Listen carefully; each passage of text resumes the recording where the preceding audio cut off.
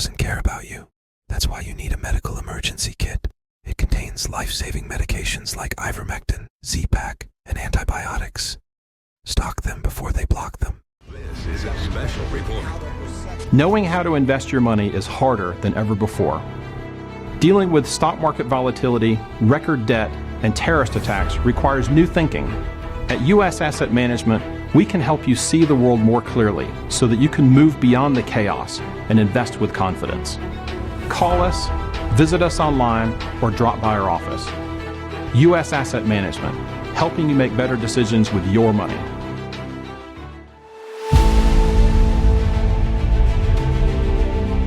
We're going to bring in Dan Eastman. I'm not sure how much time he has. And Rob, this has been going on all over Wisconsin.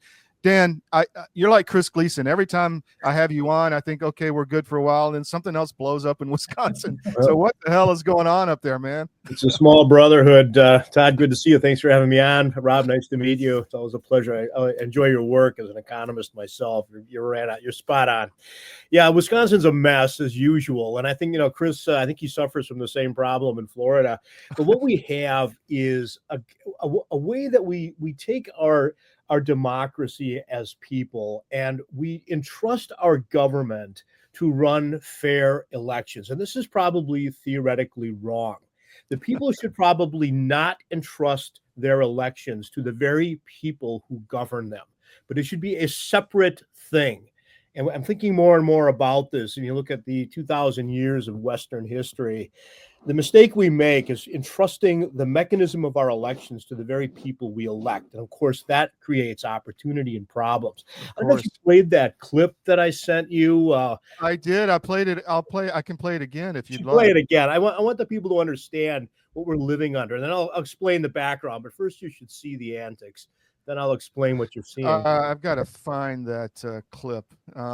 It's quite an eye opener. Give me a second. And Dan, while he's looking that up, I want to just echo and parallel exactly what you just said. Why in the world would we turn over, the old adage, you have to have separation of church and state, which of course is not in the Constitution. Right. How about if we had separation of church and education? Why would we turn over the entire machinery of programming our kids to an entity that doesn't have our best interest at heart? Well, we shouldn't. As a matter of fact, I'm involved in two cases at the moment. One, of course, is a recount, but the other is a recall of a school board president. And the mechanism in Wisconsin, you can recall and remove board members, school board members. And conservatives all over the state are being shown the door left and right by manipulated election processes that lack any resemblance at all to due process. One of the board members acts as a clerk, and the clerk sees our complaint, no due process, no hearing, no evidence, no nothing. Only we have is a round trash can. You drop the complaint in and you order the recall, and the conservatives are being shown the door en masse. Now, the good news, there is a silver lining, is that as public education is exposed as being what is effectively social control, more and more people are stepping out of that using either homeschooling or parochial schooling or independent schooling and abandoning the public school system. The problem is the public school system has taxing authority. And when you look at your property taxes, Wisconsin funds its school systems through the property tax. People are losing their homes, especially the elderly. You can't afford it. 10 grand a year, and it goes into teacher pensions. Teachers retire at age 55 with a full pension, okay? Our state is chock-a-block full of retired teachers who do nothing but run around and vote Democrat all day and save the earth in their Birkenstocks. This is what we're dealing with in Wisconsin. It's not uncommon across the U.S., but the monopoly, the education monopoly must be destroyed. You're looking at a Dewey system from the 1800s. You got a little house, you got a little school marm in there, and brainwash your kids to be good citizens, and off they go. That has morphed into a mechanism in the United States of total thought and social control of the kids. And the interesting thing in my community, they develop housing projects that are aspirational so that when people move in, they don't have enough money left to do anything other than public school. This is a very large mechanism. And we've seen this over and over and over again. in these spring elections where school board races become just slugfests, and it's just citizens. They want to be on the school board so that their kids are, have a good education. But it's not. We had a referendum in our town. It was millions and millions of dollars for the children, right? You know what they did? They put in a new parking lot and driveway so the moms can drive their Range Rovers and Mercedes SUVs up to the door and drop the kids off. Well, that wasn't for the children. Or maybe the kids like it. They got a nice path to the school door, but it had nothing to do with education at all. This is the corruption that you see. And you know who funds this and pushes this at the lobbying level? It's the construction people, because they make a lot of money building schools, because schools are complicated. They're very expensive. You have all this public safety stuff has to go in. Very expensive to build a square foot or a cubic foot of school. That's a corruption tactic all over the world, Dan, because in Moscow they laugh because the streets get repaved like every year, that they put in new sidewalks every year. They just, it's friends of Vlad. I'm going to play this video and we'll get back to the election issue. All right. So that's our update on that topic. I just have a comment if I could. Go ahead, Bob. I think it's fine that we're doing this investigation of the city of Madison for the misplacement of some 194 ballots and then not properly following through when they were found. But I do want to commend the Madison clerk for her 20 plus years of service. And, I haven't been involved too much in Madison, but I haven't heard too many problems about the customer service. And I understand she was on vacation during this time. And I know from my past experience, it's not a good idea to go on vacation after the election. But I do want to commend her for that. But I think that even more serious problem is in the city of Milwaukee, where Channel 12 has been doing an expo with several long segments on the City of Milwaukee Election Commission, pointing out of ballots on April 1st to the point that 59 out of 189 polling locations and ballot issues with 9 polling locations running out of ballots altogether. Bob, and you actually need to waiting stop, for hours or to I will be able ask to you to vote. leave this If meeting. not already left to go. Bob, This coupled with the black curtain and constant windows and safety rooms Bob, need to be locked stop. out, and I would hope that Stop. these Stop. matters be brought up Stop. expeditiously. I am not. I can't take it anymore, Dan. I can't take it What is anymore that? either. You have to understand the way our state government allows election administration. That is our Wisconsin Elections Commission. And the lady with the hammer is not Adolf Hitler's niece. She's not a secretary appointed by the governor. She does not have a public job. She's a full-time, very prominent litigator in Milwaukee. And boy, you don't cross her in the courtroom. But these are part-time citizens. There's 6 of them. All right. Any board of directors, you have either like 5 or you have 7. But no, we have 6. 3 Republicans, 3 Democrats. The woman with the hammer, and if you watch the whole clip, she really goes ballistic. She is a part-time citizen committee member. They make $100 per meeting. These are part-time citizens, and they act with dictatorial power. And this is the problem we have. This is how we regulate our elections. So I'd mentioned that recall. I had filed a complaint with the commission because there was a lot of fraud alleged in the circulation of the petitions against the conservative school board president. And we raised that issue formally. Well, they not only, threw my complaint in the trash, and that's fine. You win some, you lose some. But her comments about how we wasted the commission's time and resources with my complaint. I'm an attorney. That's what I do for a living. We file complaints. You have a right to petition government. We had a big stack of information that suggested corruption. We wanted our government to take a look and do something. And she throws it in the trash can and insults me for filing. We have a right to petition our government. This is the broken model we have in Wisconsin. And these people manage our elections. This is a real problem. Well, Dan, can you stay for one more segment? Sure. You got another? Okay, we're going to go to a quick break, and then when I come back, I want to talk about, because Peter Bernegger, your partner in crime up there, Well, I mean, he was putting out so much this over the weekend, I couldn't even keep up. So we'll be right back. So Dan, what was it that Peter was so upset about over the weekend? You had an election up there, and I kept seeing like challenges and 51 votes, and Yeah. what's going on up there? Well, this election in April was very contentious in Wisconsin. The Supreme Court race was decided by 200,000 votes. That margin was ridiculous. It suggests a lot of problems within the system that the Elections Commission should be investigating rather than pounding around on a hammer and shutting up effectively criticism. But the point is, what we're looking at is it was a judicial race in Racine County where a conservative judge lost by 55 votes to a more liberal opponent. And there's a recount, which is required by statute, or at least allowed by statute. And unfortunately, when you look at the data, and that's what Peter's been doing for 4 years, is looking very deeply at the data, you realize the number of votes that are entered into the system and tabulated that are illegitimate ballots. They don't know who's casting them, who's doing it, not quite sure how they're doing it, but those ballots get into the system and they affect elections. And of course, what he has demonstrated is that there, out of the 55 vote margin, there were 5 ballots that were discounted, so it brought it to 50 vote margin. But Peter is showing hundreds and hundreds of ballots that were tabulated from people who may not exist, or you're seeing from people voting from P.O. boxes or commercial buildings or all the places you're not allowed to register to vote. So we know, and we know going all the way back to 2016 when Jill Stein and Hillary Clinton litigated in Wisconsin, that this voter roll is chock-a-block full of what we call phantom votes. And people are able to get the phantom votes through the clerk and into the tabulator where they're tabulated and skew election results. And that's what this recount is all about. As Peter is demonstrating that there are hundreds of ballots that the clerks should never have allowed into the system, but in they go. And this is how we see elections skewed in Wisconsin over and over and over again. And this was a very small margin of votes, right? It's insane. Hillary Clinton lost to Donald Trump in 2016 by 20,000 votes. And she, it's 4 years of litigation on that one.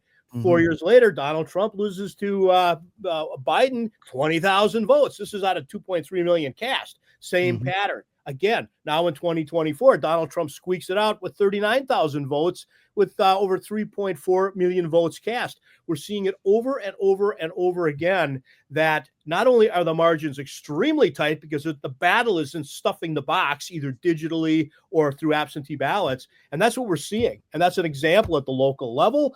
And it's not only this local judgeship. We elect our judges by the county here. But you're seeing it in the school board races. You're seeing it in common council races, county supervisor races. They have the ability to stuff the box and get their candidates to win. And that's not democracy. They just cheat better than the Republicans. Republicans have no mechanism to do this.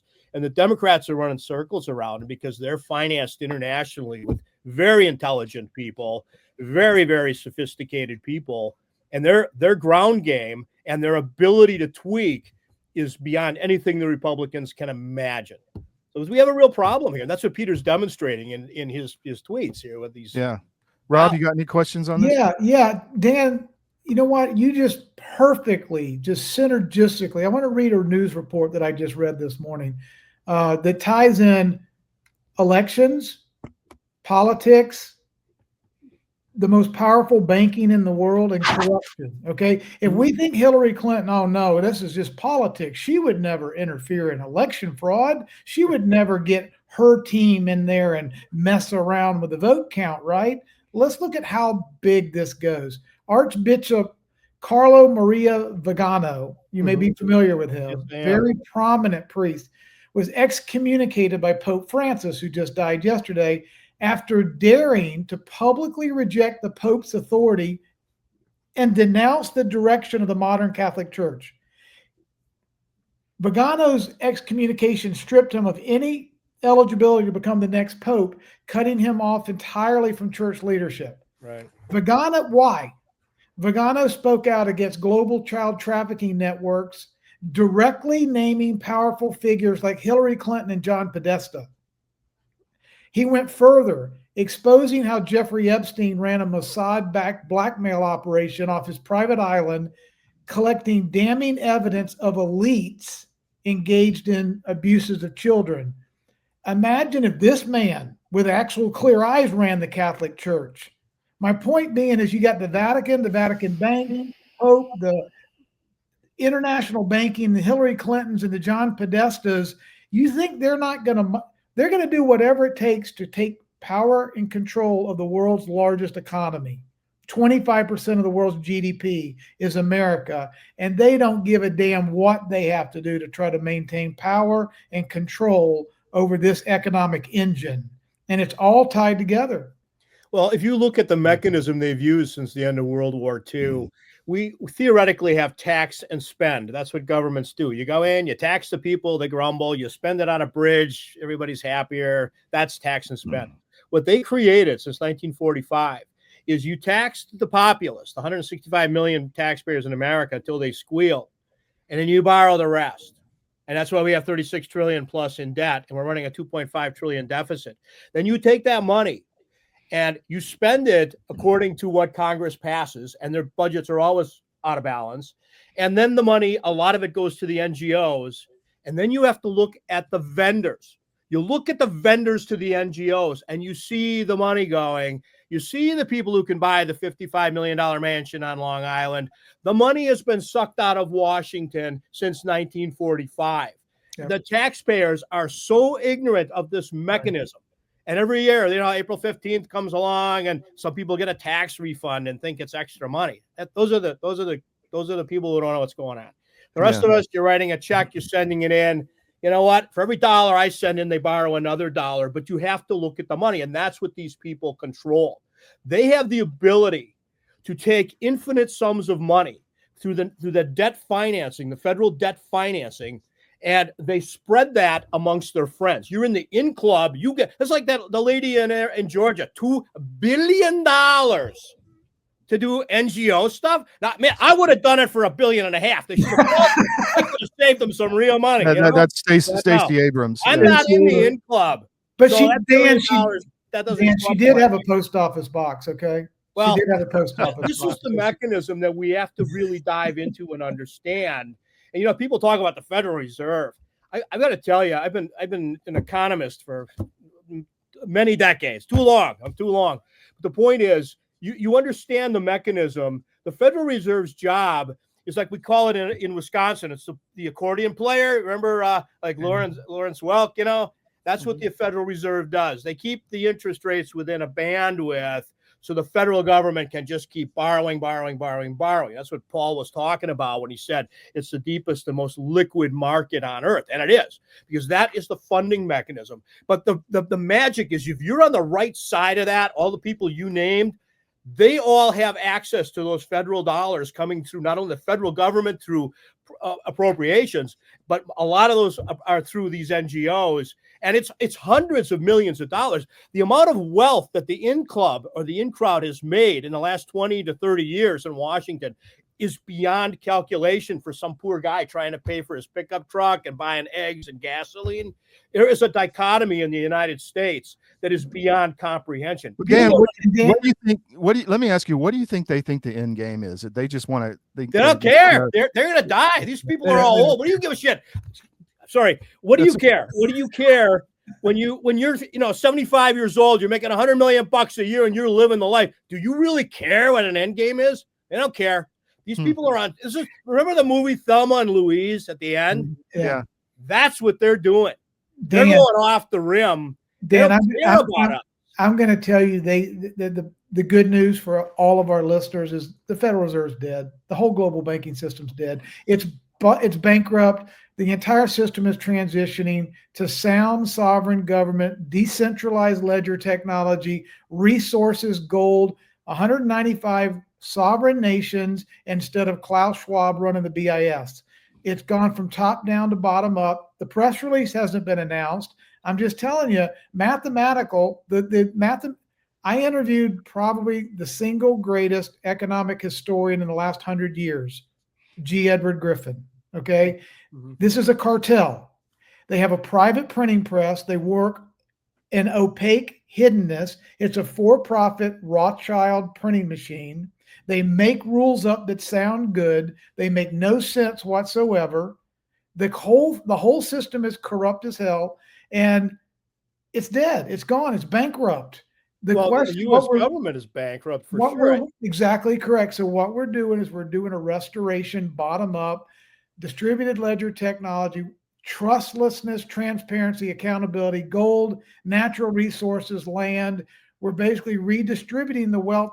Look, 25% of the GDP is out of the District of Columbia, and 25% of the world's GDP is America, and 25% of our GDP runs through the zip code of Washington D.C.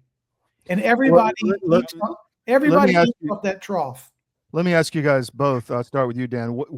What kind of pain do we have to go through to get to a new system? Do you have any idea? Look, I've been studying economic history for 30 plus years and taught it as well. And I'll tell you, when you look at history from the Weimar Republic through Zimbabwe, through even Venezuela, Argentina, when you get into a situation where the currency destabilizes, you run into a real problem if you don't have hard assets. Real estate that isn't taxed away by your school district, collectibles, gold, silver, all the stuff. Because what happens when the currency breaks, inflation explodes and the average person is massacred. You saw this when the Soviet Union collapsed and all the Soviet pensioners were living on pension. Well, when Putin put in the new ruble, it was like a complete devaluation. But the pensioners are old. They're all going to die off. They're screaming, they're starving to death. They didn't care because he knew 20 years from now they'd be gone.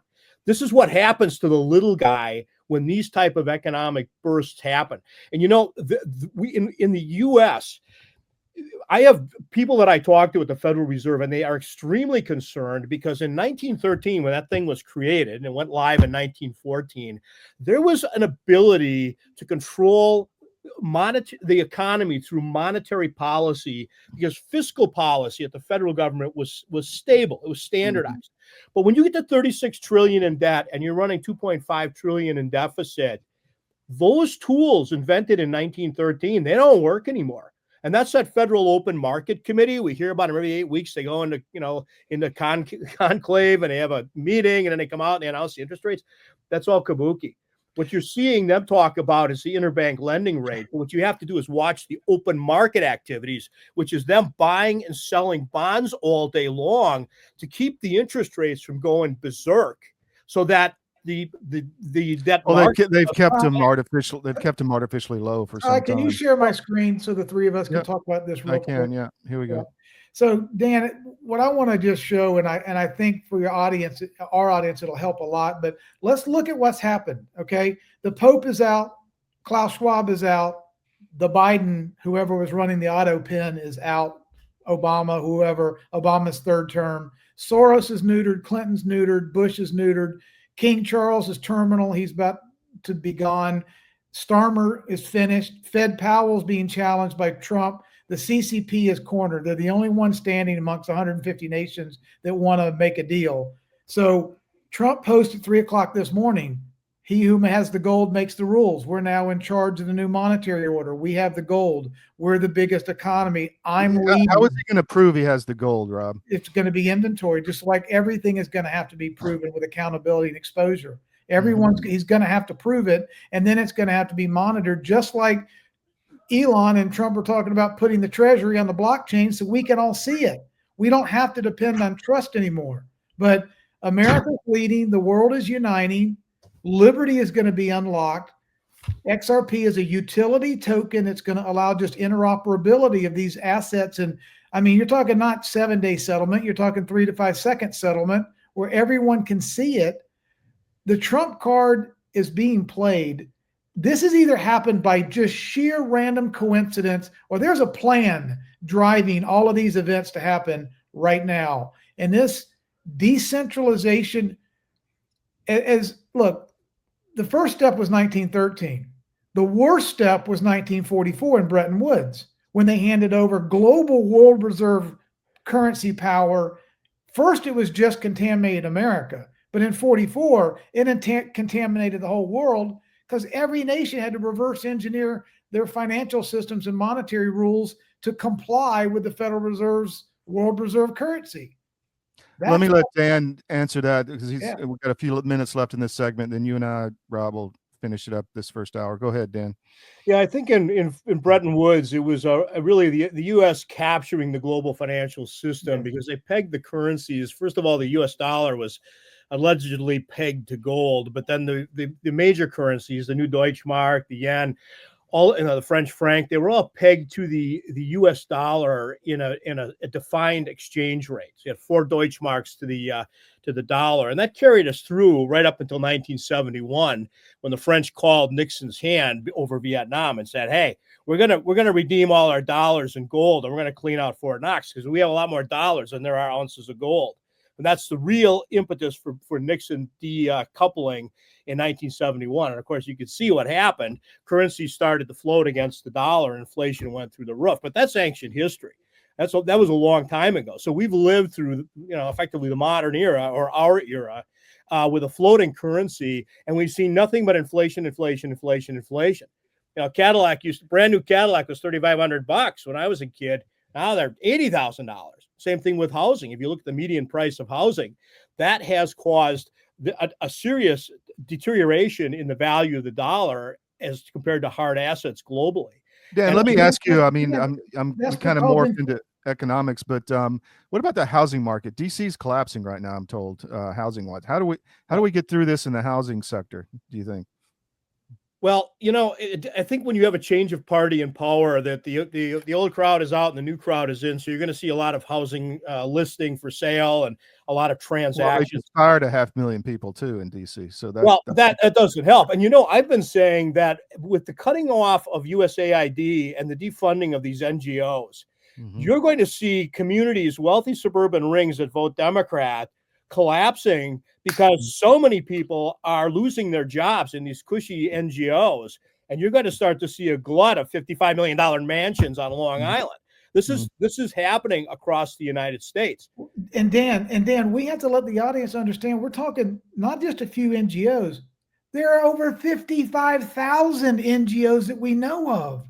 Secondly, what the hell does NGO even mean? A non-governmental organization that's funded by government printing of the money. Yeah. So the government gives it money, and then it goes like this and says, well, it's we can't control it. We don't know what's going on. We gave them the money. Now they're talking about taxation without representation. Well, you got 55,000 opaque rogue agencies running the world. Well, first of all, if you're the government and you want to do some dirty work, you get caught, then that's a political scandal. But if you give the money to the NGO and the NGO does the dirty work, then nobody knows. The bigger problem is this, and think about it. I've been a corporate attorney most of my life. When you have a corporation and you're operating as a corporation, you've got a corporate income tax you pay every year, 25, 35%, whatever your bracket is.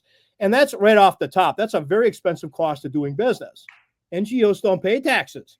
So you have 100% horsepower on every dollar moving through the NGO world. But in the private sector, you don't have that 100% horsepower. You might have 70, 75%. This is a real problem we have because you take pure dollars, you put them to work through NGOs, and it's not just the salaries of the NGO people. I mean, those are big salaries. You make we've got, healthcare people in Wisconsin that are making, 10 million plus to run an NGO, a healthcare system. Dan, I think the governor of Illinois has, I think it's 67 or 68 NGOs to himself that he runs and operates. Why would you check out Wisconsin? Yeah. Why would you pay income taxes when you can run everything through an NGO and not pay taxes? It leaves the taxes for the little people. Remember Leona Helmsley, before she died, the queen of New York real estate? Paying taxes is for the little people, she said, and she took some heat for that in the media. Problem is, she spoke the truth.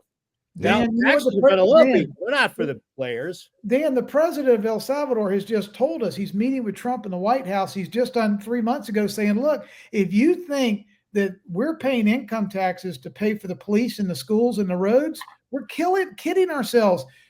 These are foreign corporations or NGOs. The IRS is in Puerto Rico. The Federal Reserve is headquartered in Puerto Rico. We pay taxes to give ourselves the illusion that we have a representative government and we're paying for. We're not. If they needed $2 trillion, they could click a button like they did with COVID and produce $2 trillion. They don't need our taxes. We pay taxes so we have the illusion that we have a republic and we're contributing to our government. Well, that's exactly right. If you look, if we, the taxpayers, had to fund this whole mess, it would be like the reason the Soviet Union collapsed after 70 years. There isn't enough tax horsepower in the American populace to pay for all this stuff. So they borrow it.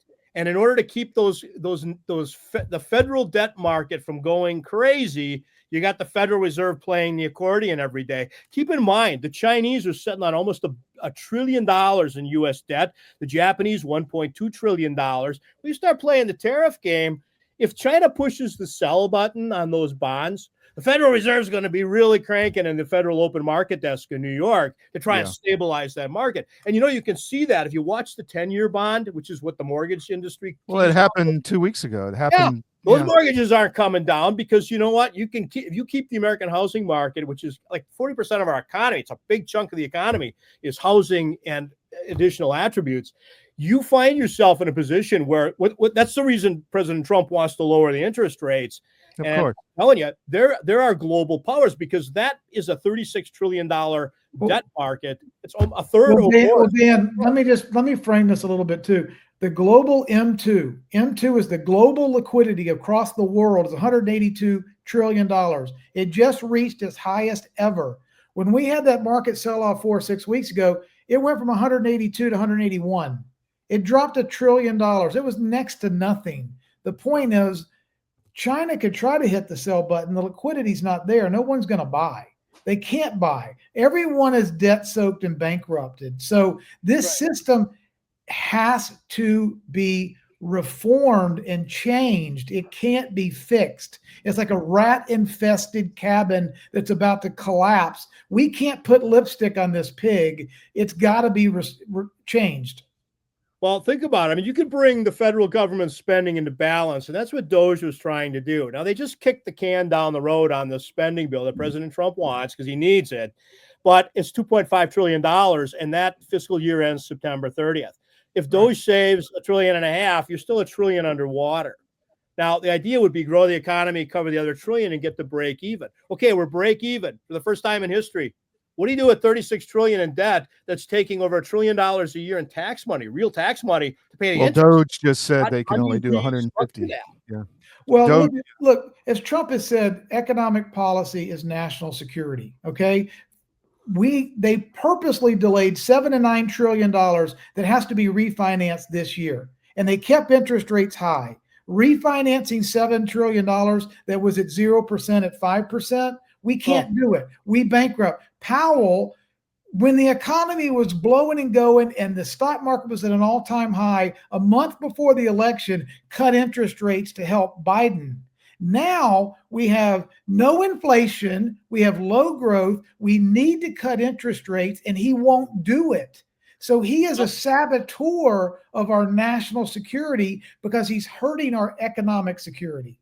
Well, let's go back to your metaphor of an illusion, okay? When we look at Powell, he's like the Vatican. He comes out on the balcony, the day after the Federal Open Market Committee meeting, and he says, all right, we're going to leave the rates. He's talking about the interbank lending rate. What the Federal Reserve does on a daily basis in the New York Fed through its primary dealers is they buy and sell bonds. That's quantitative easing, quantitative tightening. And what has happened since 2007, 2008, the last crisis, is they have a balance sheet of between $6 and $8 trillion. They've been trying to reduce it and they can't. That's because the tools don't work. So when President Trump is talking to Powell about, reduce the interest rates, Powell's not sitting there like some Simpsons cartoon where you pull the lever and the interest rates go down. The only way to do that is market intervention within the deepest, most liquid market on earth, the federal debt market. Those are drastic steps. The point is that mechanism doesn't work. And people know the more in debt, if you're up to your eyeballs in debt and you go to the bank and you want to borrow money for a car, you're paying the high interest rate because the bank knows you're getting close to the rim, right? The higher the risk, the more interest you pay. We're in that spot right now. And the only reason we can survive that is because the Federal Reserve has the ability to do its open market activities, which is buy bonds, put more money in and take bonds to the balance sheet, which has never been audited. And those new dollars are spinning inflation. That's why when you look at the Fed's dual mandate, low unemployment and low inflation, and they define low inflation as 2%, That is long gone. We are at 3+%. Everybody knows it. The University of Michigan survey, the Democrats think it's 6%. The Republicans think it's 3%.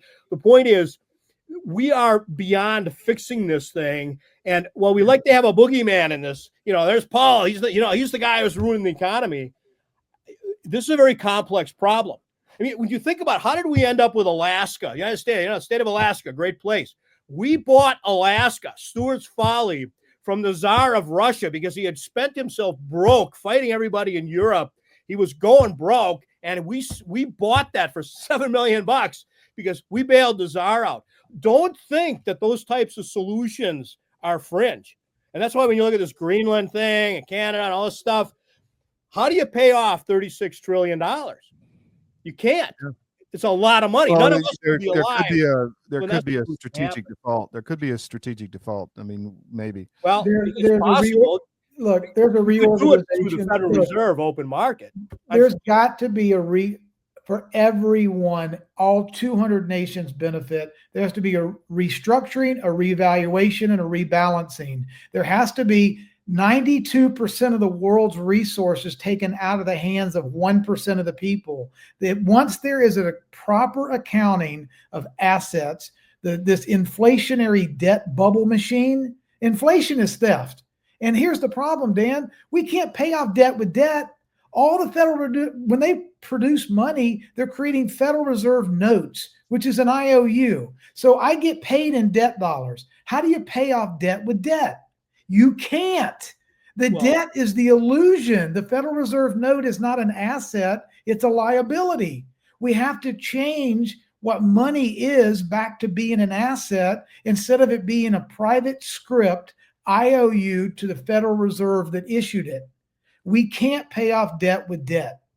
Well, we just can't. And think of the political ramifications. The world is an old place. Remember Jesus, render unto Caesar that which is Caesar. That was a denarius. We don't use denariuses anymore. Okay. We look throughout history, the world will continue. And if you run yourself into a fiat mess like the Weimar Republic did in Germany and other fiat governments, other strong governments will emerge. And if you look what China's been doing and buying massive amounts of gold.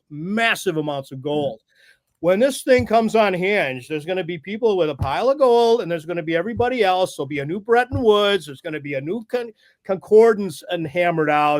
And we're going to go forward. And it's like the parable of the virgins. They have 5 virgins with oil and the other 5 didn't have oil. They're wandering around looking for oil while the people who are prepared are moving on to the future.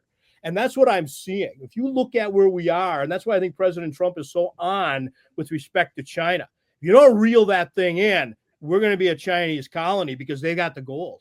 We've got gold too. And Dan, look, I think we should all celebrate the truth. We're going to have a new Bretton Woods. We're going to have a new. We have to have a new Bretton Woods. We have to have one. And in that, everyone's going to get treated on a level playing field fairly. And there's going to be interoperability between nations. Let's call it 200 central banks. The Bank of Brazil, the Bank of Japan, the Bank of America, the Bank of Italy. Everyone's going to be able to make their country kind of a mercantile system. Mm-hmm. Okay. We're going to make mercantilism great again. How do you do that? You make every country be able to contract and consent with whoever they want to, but you don't have a top-down system with an all-seeing eye of Zoran and a Klaus Schwab telling everybody what we have to do. Brazil can do whatever the hell Brazil wants to do. Japan can, we can, and Italy can. We've got to take this top-down matrix out of the equation. Well, we do. And if you think of the BRICS countries, BRIC, it's 5 countries. It's now 42 countries. And effectively, what they're saying is Brazil, Russia, India, China, and South Africa. And it grew. And what you're seeing is an alternative because people are smart. If you have a relative who's got $2 million in credit card debt and they're living in a house that's underwater and the car's underwater, you don't lend them any money, okay? Because they're going to go broke. Well, the world is looking at this mismanagement of our federal government and this gross spending with this amazing NGO binge of the in-crowd becoming filthy rich at the expense. They see this and they say, you know what, that's going to blow. We're looking for an alternative. And the alternative isn't perfect. And that's what President Trump is battling right now. You're trying to stop that alternative from becoming the dominant player, because once that happens, America's only got 330 million people, depending who's snuck in, whatever. But the people sneaking in are not economic drivers. Well, the only thing keeping that at bay is that nobody wants to put their money with the Chinese Communist Party. But you may not have an alternative. I've been to China and I've seen that over there. Look, Kevin O'Leary, Mr. Wonderful, talks about this all the time. There is zero intellectual property. You can't hire an attorney over there. You don't have jurisdiction in the court. You can't sue somebody for stealing. The patents, the intellectual property, the theft, the lack of jurisdiction, the Communist Party. There's no way in the world that this world is going to adopt a system where we don't have access to their courts or standing or can't sue them for raping and pillaging everybody. That's a non-starter. I don't care how much gold they have. There's no way we're going to make the Chinese yuan the center of the next global, monetary system. They can't do it. There's just trustlessness is going to fix this broken system of bad trust. And because we can't trust anybody, but China's not going to be the headquarters. The world will never rebuild this broken system on top of communism. Guys, I got to end it there because we got new guests coming on, but I think we're going to get the three of us together again because I love this conversation. And Dan, thanks for the election talk. I want to stay on that because Wisconsin's got real problems. But you got anything you want to say before I go to the next break? Yeah, but thank you so much. I always appreciate spending time with you on air. Appreciate it. Excellent. And Rob, really nice meeting you. You too, Dan. Thank you. Enjoyed it. We'll be back with a skiff, and thank you, Rob. See you